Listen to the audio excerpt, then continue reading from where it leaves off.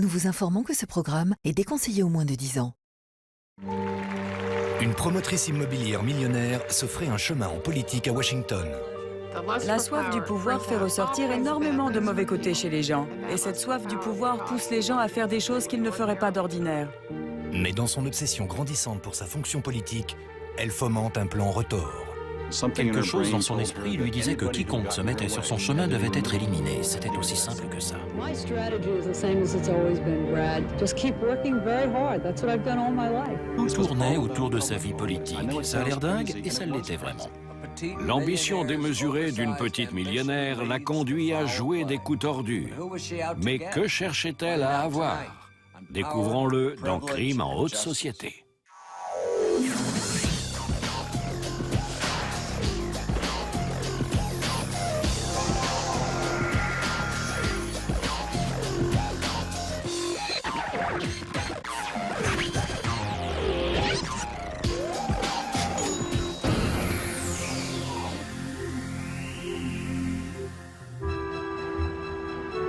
Le 9 juin 1997, Rosanne Aron, ancienne candidate au Sénat américain et promotrice immobilière millionnaire, se rend dans un hôtel d'une banlieue de Washington, Gaithersburg, dans le Maryland. Elle entre d'un pas vif à l'accueil, dépose sans raison apparente la somme de 500 $ au comptoir et sort de l'hôtel. Rosanne, 54 ans, 1,55 m, prend ensuite sa voiture pour se rendre sur un parcours de golf non loin de là et y rejoindre ses collègues, de puissants politiques, pour un tournoi de charité. Je jouais parfois au golf avec Rosanne Aron. Elle avait une grande intensité, une incroyable concentration et un certain égocentrisme. Mais c'est le cas d'à peu près tout le monde en politique. Rosanne reçoit alors un message et s'éclipse du parcours. Tandis qu'elle se dirige vers son véhicule, Rosanne est encerclée par la police, menottée et arrêtée. Elle est accusée d'avoir commandité un meurtre. Elle a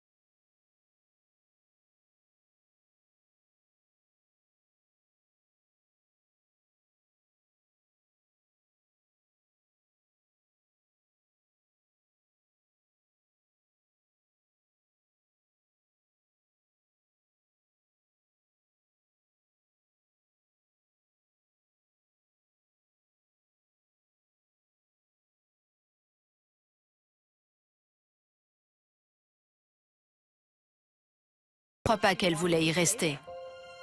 Rosanne devient une intellectuelle solitaire et elle est acceptée à la prestigieuse université de Cornell. En 1965, Rosanne épouse Barry Aron, un jeune étudiant en médecine prometteur. À New York, le couple connaît des difficultés financières à la fin des études de Barry. Rosanne travaillait pendant que Barry faisait ses études de médecine. Elle travaillait dur pour élever leur famille. Elle était un peu sa bonne. Le couple a rapidement 2 enfants. Mais l'activité médicale naissante de Barry leur permet d'emménager dans une banlieue aisée du comté de Montgomery, dans le Maryland. Le comté de Montgomery marque la limite nord et ouest de la capitale. La plupart des gens qui y vivent travaillent dans les couloirs du centre du pouvoir des États-Unis. Rosanne se plonge pleine d'énergie dans son rôle de mère de famille, dans cette banlieue du Maryland. Mais la vie de Rosanne et Barry est moins paisible qu'il n'y paraît. Les Aaron ont connu des moments difficiles. Au début des années 70, Barry a eu une liaison et ils se sont séparés quelque temps. Barry quitte le foyer. Il entretient une liaison avec une infirmière de l'hôpital où il travaille. Mais le couple se réconcilie et Barry retourne chez lui. L'infidélité de son mari pousse Rosanne à se concentrer sur ses propres ambitions. Elle entre en école de droit et se spécialise dans l'immobilier. C'était une femme brillante et très dynamique. On la voyait aller en cours et essayer de gérer ses enfants à la maison.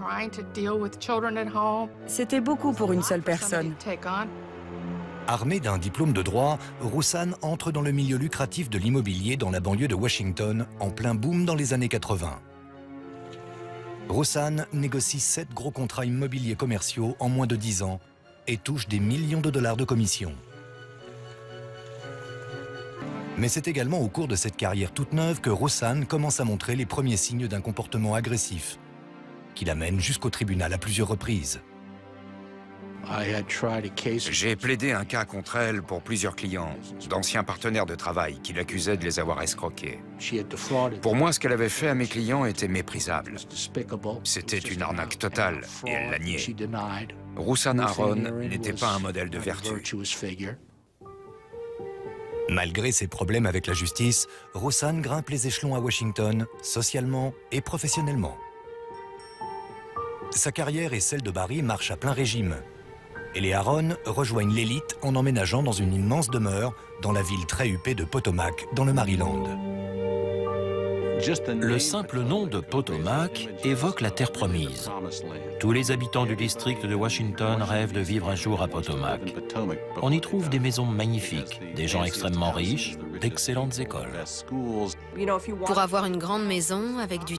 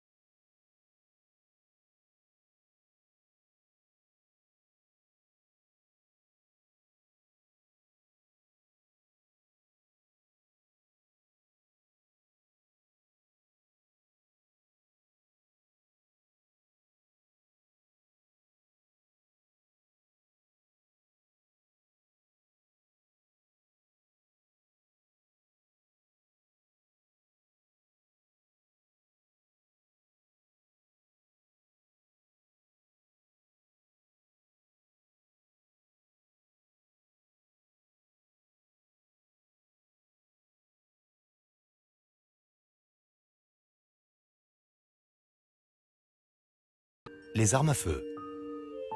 D'ailleurs, on l'aperçoit fréquemment au champ de tir de la région s'entraîner avec ses propres armes. Elle aimait le pouvoir et elle exerçait le sien sans pitié au comité d'urbanisme. Je me souviens d'une affaire où elle avait hurlé sur une petite vieille qui avait du mal à formuler son témoignage. Et nous qui avons vu ça, on se regardait en se disant « Il faut qu'elle se calme, cette dame est âgée ». Dès l'instant où elle a siégé au comité d'urbanisme, elle cherchait déjà à obtenir un poste plus élevé, au conseil régional, à la législature d'État. On en parlait tous les deux. On déjeunait souvent pour parler de sa carrière. Elle voulait passer à l'étape supérieure. Mais rares sont ses collègues qui s'attendent à ce qui va suivre. Le nom de Rosanne Aaron attire l'attention d'un groupe très influent au comité national républicain. Ce groupe recherche une femme à poigne pour être candidate à l'élection du Sénat américain du Maryland. Enthousiasmée par cette opportunité, Rosanne saute sur l'occasion. J'ai été stupéfaite en apprenant qu'elle se présentait au Sénat de l'État du Maryland. Stupéfaite. En général, on vise cet objectif en siégeant au comité d'urbanisme, qui est une première étape dans cette direction. Mais c'est très rare de passer directement du comité d'urbanisme à l'État entier. Support me. I hate to cut to the finance side, but if you have your checkbooks, this doesn't happen without paying for the media. Rosanne lance une collecte de fonds agressive et engage les meilleurs conseillers qu'elle peut se payer. Mais au moment où sa candidature surprise commence à prendre de l'ampleur, Roussan apprend une nouvelle choquante. Son père, David Grinsweg, âgé de 77 ans, a été retrouvé assassiné chez lui. La campagne de Roussan pour le Sénat s'arrête alors brutalement. Mais va-t-elle vraiment laisser cette tragédie ralentir ses ambitions ?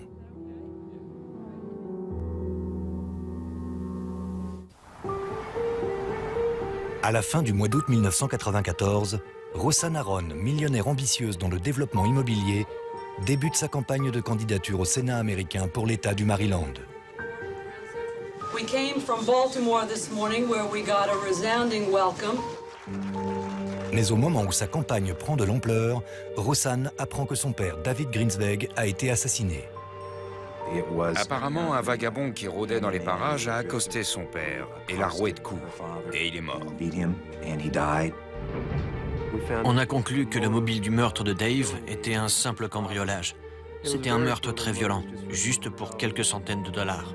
Lors d'une conférence de presse le 25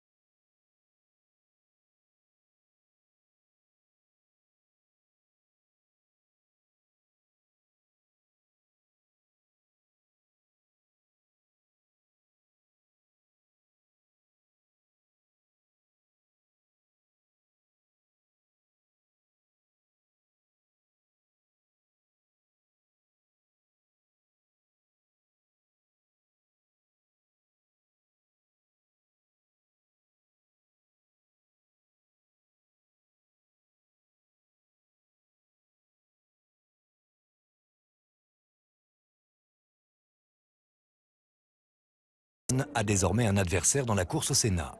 L'ancien sénateur du Tennessee, William Brock III. I come today to announce my candidacy for the United States Senate in Maryland. Brock a plus de contacts et encore plus d'argent que Roussan. Rapidement, il prend le dessus dans les sondages. Dans un effort désespéré pour récupérer sa place de favorite, Roussan se sert alors du meurtre de son père comme instrument politique. Last Wednesday, my father, David Grinsweg, was brutally murdered in the midst of a robbery. I grew up in an America that was safe. What has happened to all of us? Les résultats de Brock montent en flèche dans les sondages. Roussan opte alors pour des campagnes de pub qui virent à l'attaque personnelle. The Baltimore Sun says Paul Sarbanes would rather run against Bill Brock than me. I don't blame him. Brock worked for 5 foreign governments, and Brock tried to run for governor of Tennessee this year. Tennessee? That's politics. I'm not a career politician. I'm a businesswoman. Brock contre-attaque lors d'une conférence de presse et accuse Roussan d'avoir été condamné pour fraude dans les années 80. The Baltimore Sun reported while she was making millions as a real estate speculator, she had trouble obeying the law. More than once, the court ruled her out of bounds. She admitted to the Sun she paid more than $300,000 because of her wrongdoing. We can do better. Bill Brock for U.S. Senate. C'était assez fréquent dans ce genre de campagne à l'échelle de l'État. Ça peut devenir très personnel. Il faut être blindé pour se lancer dans la politique.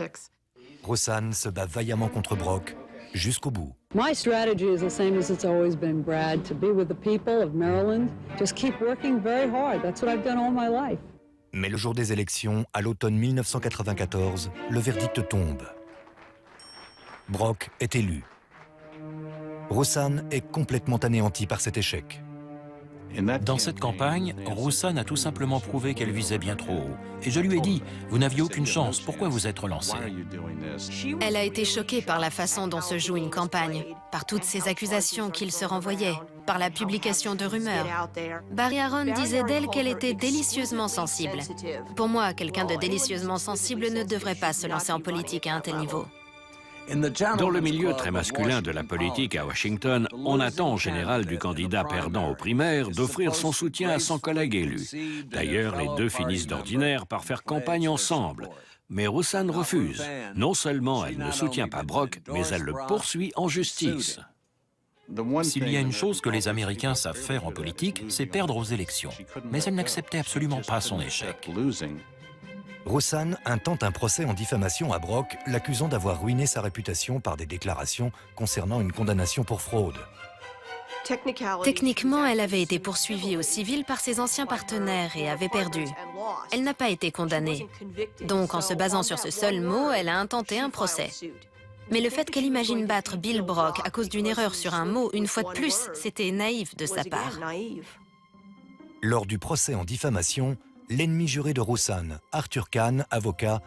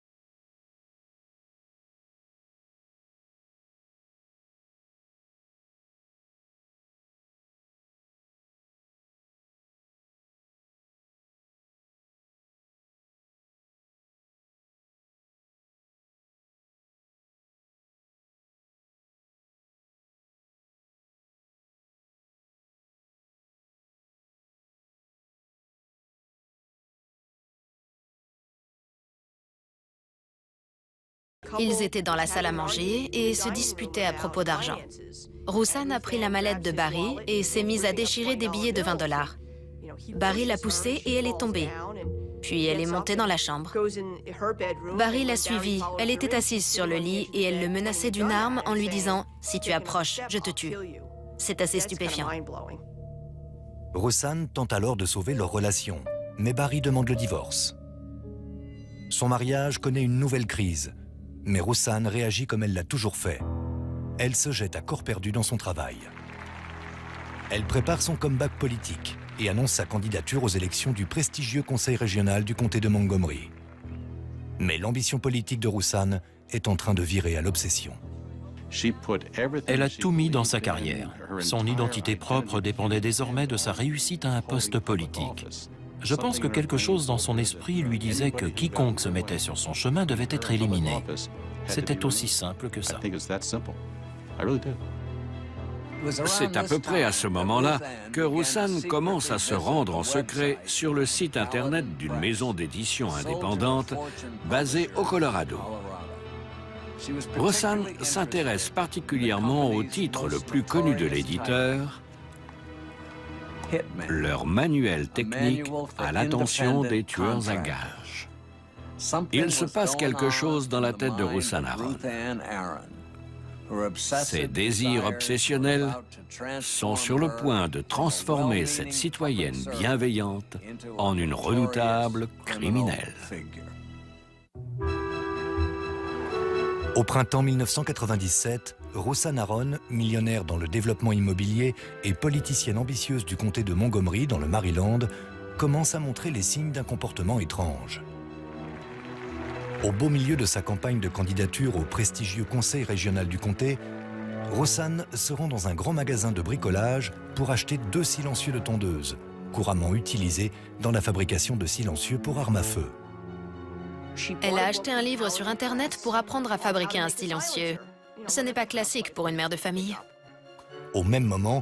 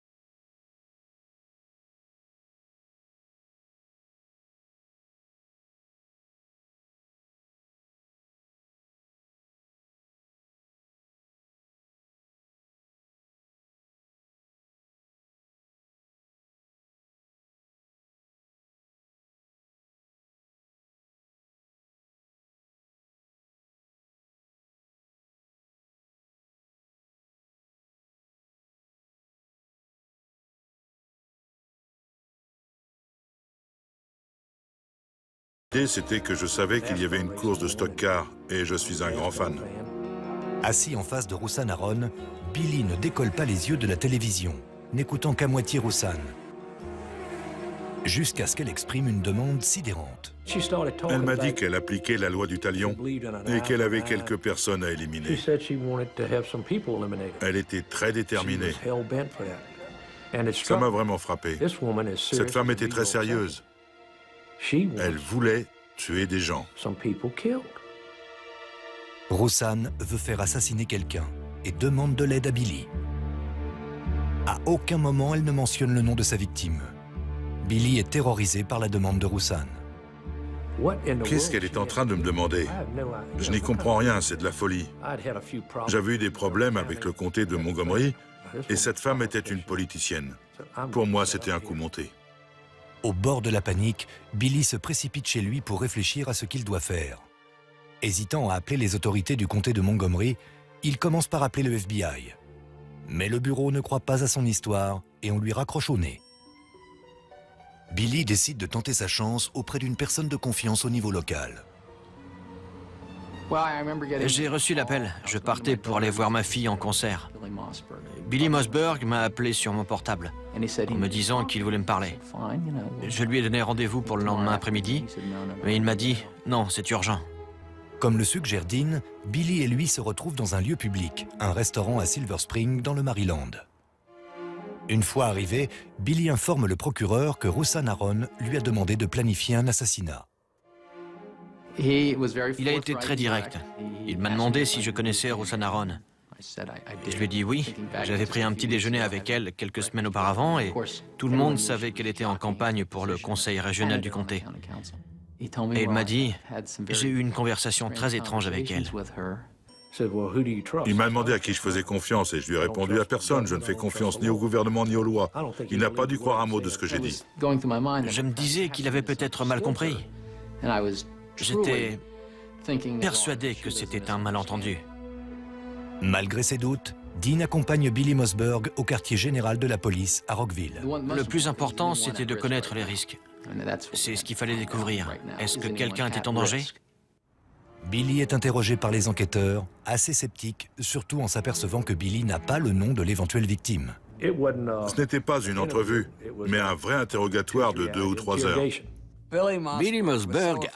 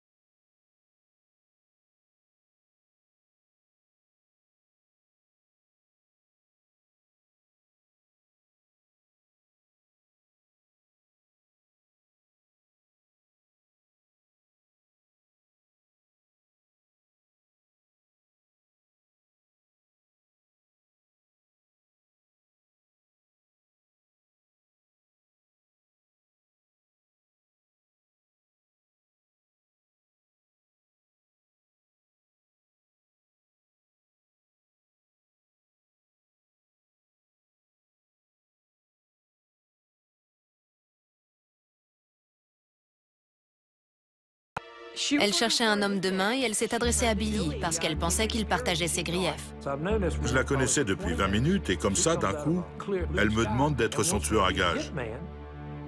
C'était une situation vraiment étrange. Craignant un coup monté, Billy se rend secrètement au poste de police. Les policiers demandent à Billy Mossberg de fixer un nouveau rendez-vous avec Roussanne. Imaginez leur inquiétude lorsque celle-ci insiste alors pour qu'ils se retrouvent au champ de tir. Les policiers ont mis en place une camionnette de surveillance et ont équipé Billy d'un micro, en espérant qu'elle ne le découvrirait pas.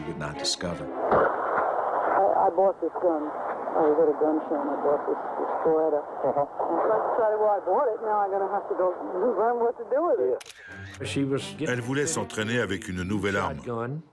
Je trouvais ça vraiment très bizarre. Je me suis dit que c'était vraiment le comble pour une femme politique du comté de Montgomery. Billy donne à Roussanne le numéro de téléphone du soi-disant tueur à gages.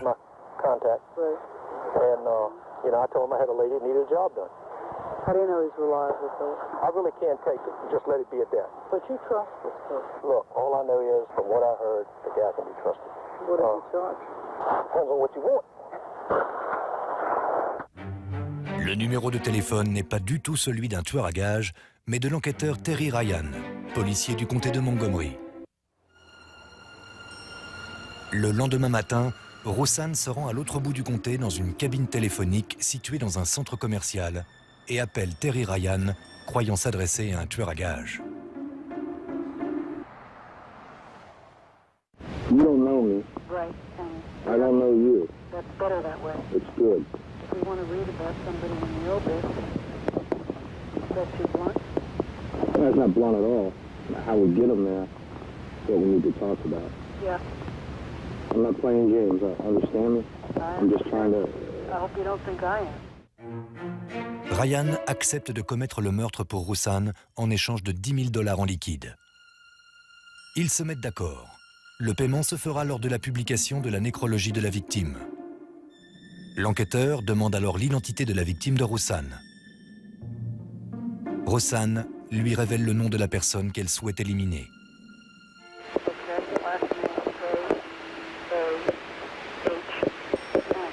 First name? La personne à tuer est Arthur Kahn, l'avocat qui a témoigné sans pitié contre Roussanne lors de son procès en diffamation contre son vieux rival politique, William Brock. L'agent Ryan et son équipe doivent agir rapidement et rassembler suffisamment de pièces à conviction pour arrêter Roussanne avant qu'elle n'engage un autre tueur à gages pour assassiner Kahn. Ou même qu'elle ne tente de faire le boulot elle-même. En attendant, Roussanne est de plus en plus nerveuse et elle appelle constamment Billy Mossberg pour se rassurer. Hey, Billy. Yeah. You wouldn't set me up, would you? Why would I want to set you up? No, it's... You think this guy's for real? He's not some kind of an undercover setup? the contact that hooked me up with him, he owes me his life. I see. Okay, you know, he said, this guy's okay.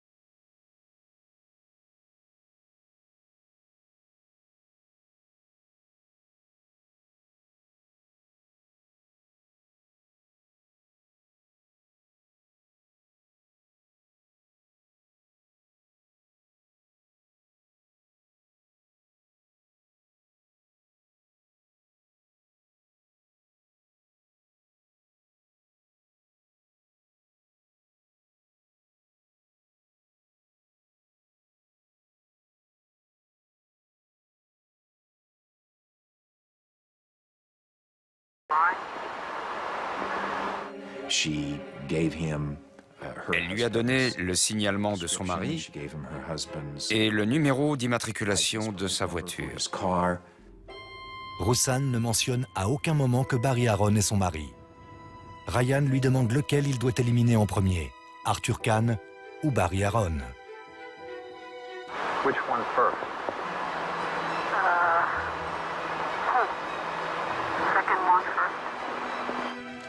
Ce soir-là, Barry reçoit un appel depuis cette cabine.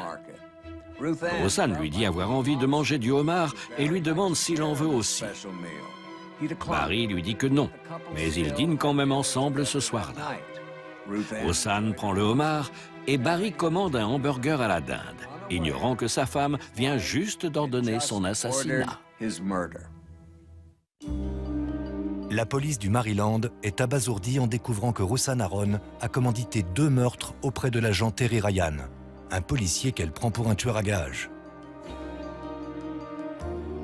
Le premier meurtre vise Arthur Kahn, un avocat que Roussan déteste à cause de son témoignage contre elle lors d'un procès en diffamation. Sa seconde cible est le docteur Barry Aaron, à qui elle est mariée depuis plus de 30 ans. Craignant que Roussan ne décide d'exécuter ses victimes elle-même, la police agit rapidement pour ralentir ses plans. Cette journée a été très étrange. L'agent Terry Ryan lui a demandé de prendre $500, de les mettre dans une enveloppe matelassée, d'y inscrire le nom d'une fausse société et de la déposer à l'accueil d'un hôtel à Gaithersburg. Roussan ne se doute pas que pendant qu'elle se prépare à verser un acompte pour le paiement de 2 meurtres, ses moindres mouvements sont observés. La zone autour de l'hôtel grouille d'agents de police.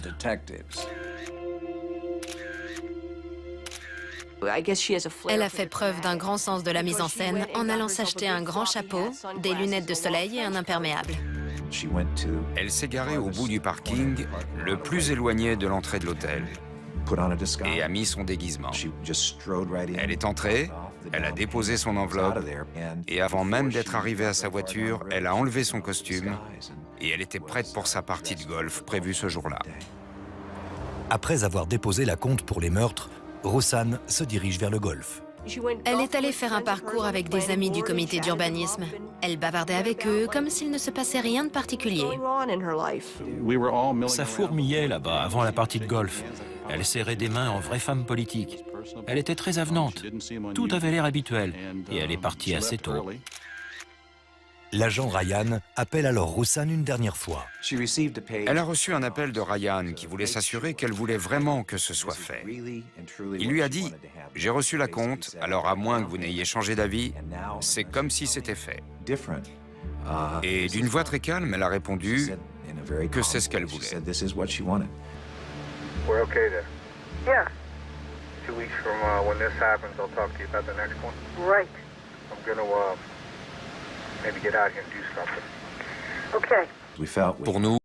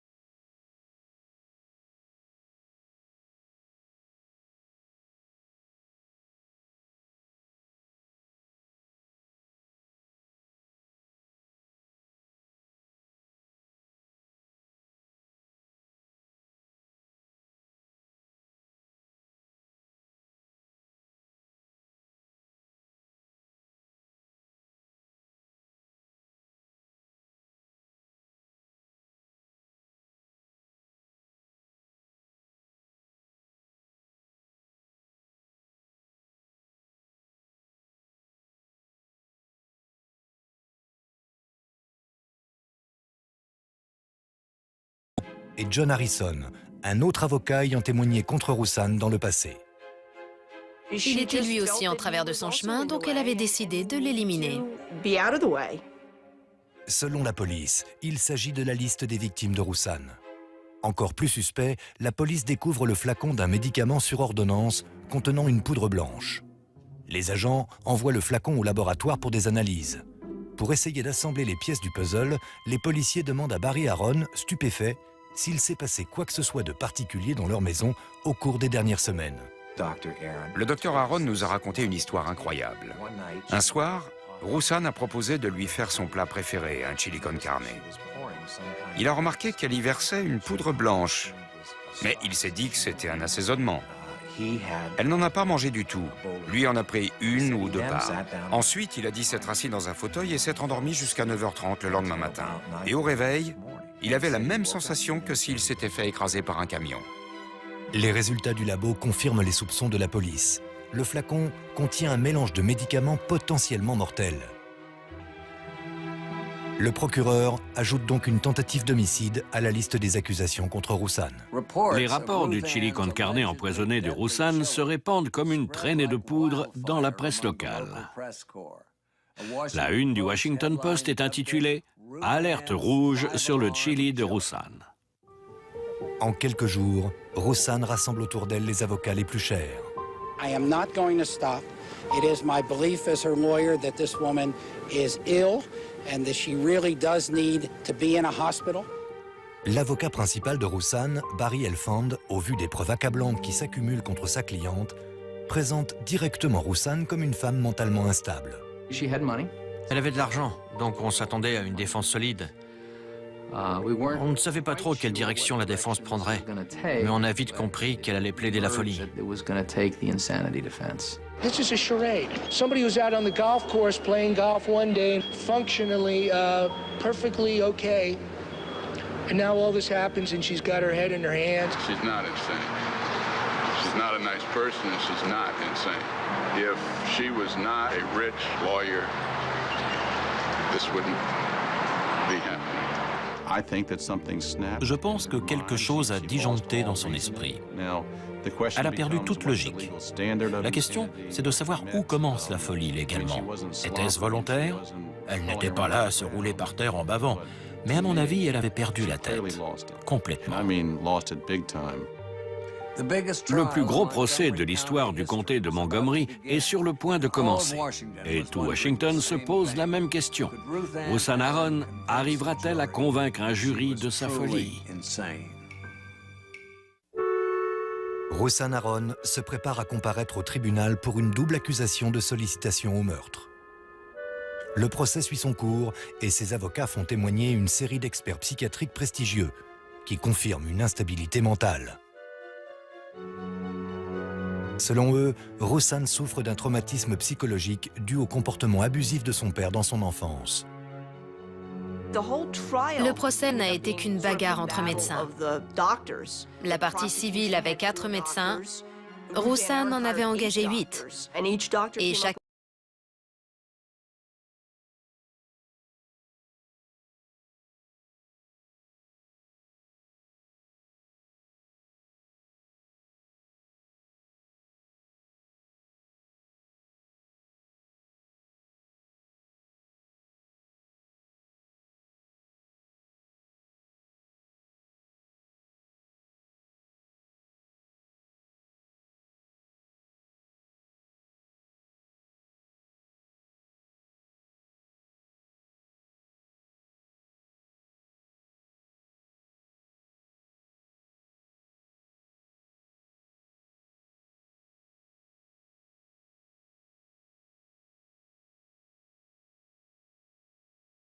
rapidement l'affaire pour lancer un deuxième procès. Juste avant de comparaître une deuxième fois, Roussan a décidé de changer sa ligne de défense et d'accepter le verdict.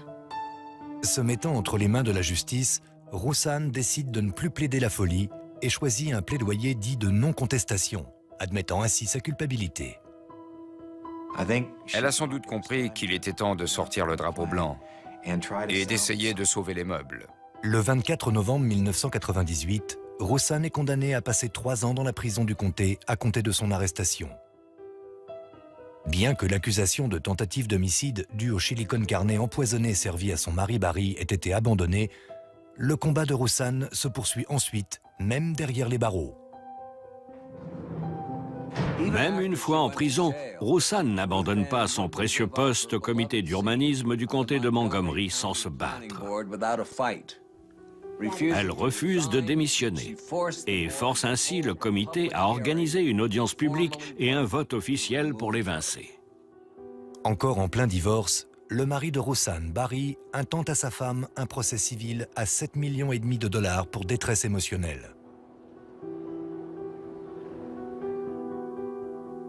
Roxane riposte avec 24 millions de dollars, déclarant que Barry lui a volontairement prescrit des doses trop élevées d'antidépresseurs, d'anxiolytiques et de calmants. Les époux déchirés mettent fin à leur querelle en 2001 par un arrangement financier resté confidentiel. La morale de cette histoire, c'est de garder un équilibre personnel. On peut devenir tellement obsédé par le fait d'atteindre son objectif et de faire quelque chose de sa vie qu'on peut risquer de perdre ses repères. Je crois que c'est ce qui s'est passé. Au départ, Roxane Aron était comme beaucoup d'autres politiciens, puis elle a développé cette obsession et ça a causé sa ruine. Et elle en a payé le prix fort. On entend souvent dire que le pouvoir rend fou. Ça n'en vaut pas la peine. Roxane n'aurait pas dû perdre l'essence d'elle-même dans cette quête du pouvoir. La personne qu'elle était à la fin n'était plus la même que celle que je connaissais. À la fin de l'année 2001, Roxane sort de prison. Elle vit désormais dans un autre État sous un nouveau nom. Mais le fait qu'elle soit en liberté, même à des centaines de kilomètres, cause chez certains